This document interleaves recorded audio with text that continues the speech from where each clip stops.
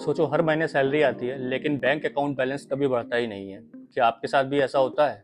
आज मैं आपको बताऊंगा वो एक गलती जो आपके बैंक अकाउंट के बैलेंस को कभी बढ़ने नहीं देती है। मेरा नाम है अवधेश और आप देख रहे हैं स्मार्ट इन्वेस्टर। महीने की 1 तारीख में सैलरी आती है और 20 तारीख तक अकाउंट खाली। आप सोचते हो सैलरी कम है, बट प्रॉब्लम सैलरी नहीं, प्रॉब्लम हमारे खर्चे हैं। सबसे बड़ी प्रॉब्लम क्या है? सबसे बड़ी प्रॉब्लम है इनकम का पूरा पैसा खर्च कर देना और सेविंग के नाम पे जीरो रहना। अगर मानिए किसी की सैलरी 30,000 है तो आज की डेट में उसके खर्चे भी 30,000 हैं, यहाँ तक कि 30,000 से ऊपर है। और अगर किसी की सैलरी 1 लाख रुपए है तो उसके खर्चे भी आज के डेट में 1 लाख के ऊपर हैं। तो ऐसे कोई भी बचत हम कर नहीं पाते हैं जो कि हमें प्रॉब्लम में खड़ा कर देती है एंड ऑफ द मंथ। इस तरीके से हमारा बैंक बैलेंस कभी नहीं बढ़ सकता और महीने के लास्ट में हम जीरो पे आके बैठते हैं। यहाँ मैं दो लोगों का एग्जाम्पल लेता हूँ। एक पर्सन ए है और एक पर्सन बी है। ए पर्सन ने 10,000 रुपये महीना 25 साल तक बचाता है जब तक उसकी जॉब चलती है, और जो पर्सन बी होता है वो कुछ भी नहीं बचाता है। तो 25 साल के बाद जब उसका रिटायरमेंट होता है दोनों का, तो ए पर्सन के पास 1 करोड़ के ऊपर अमाउंट रहता है और जहाँ की बी है उसके पास कुछ भी नहीं होता है। इसका सोल्यूशन मैं आपको बताता हूँ। बस 4 ऐसे पॉइंट्स हैं जिसको अगर आपने फॉलो कर लिया तो कभी भी आपके साथ ऐसी सिचुएशन नहीं क्रिएट होगी।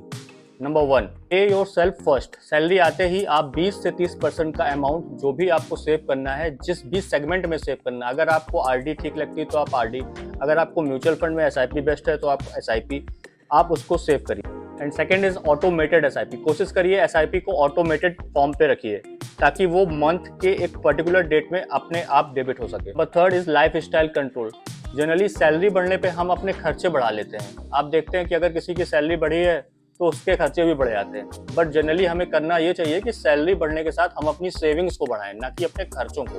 And number 4 is emergency fund. हमेशा 3 से 4 मंथ की सेविंग आपको एज अ इमरजेंसी फंड अपने आप में अलग रखनी चाहिए। Invest in assets not liability.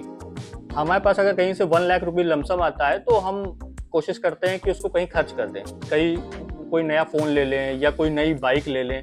कभी हमारे दिमाग में ये नहीं आता है कि हम उठा के उसको म्यूचुअल फंड में इन्वेस्ट कर दें या हम किसी वन टाइम एफडी में इन्वेस्ट कर दें, ताकि वो पैसा हमारे लिए एक इंक्रीजिंग एसेट हो सके, ना कि एक डेप्रिसिएटिंग एसेट। स्मॉल अमाउंट से स्टार्ट कर सकते हैं। सेविंग एक हैबिट होती है। अगर आप नहीं आपको है तो आप 500,000 रुपीज़ पर मंथ से स्टार्ट कर सकते हैं। धीमे धीमे करते करते वो हैबिट आपको पड़ जाएगी और सेविंग आपको करने में मज़ा आने लगेगा। तो वो एक ऐसी गलती जो आपका बैंक बैलेंस कभी आपको बढ़ाने में आपकी मदद नहीं करेगी, वो है आपकी सैलरी का पूरा खर्च कर देना।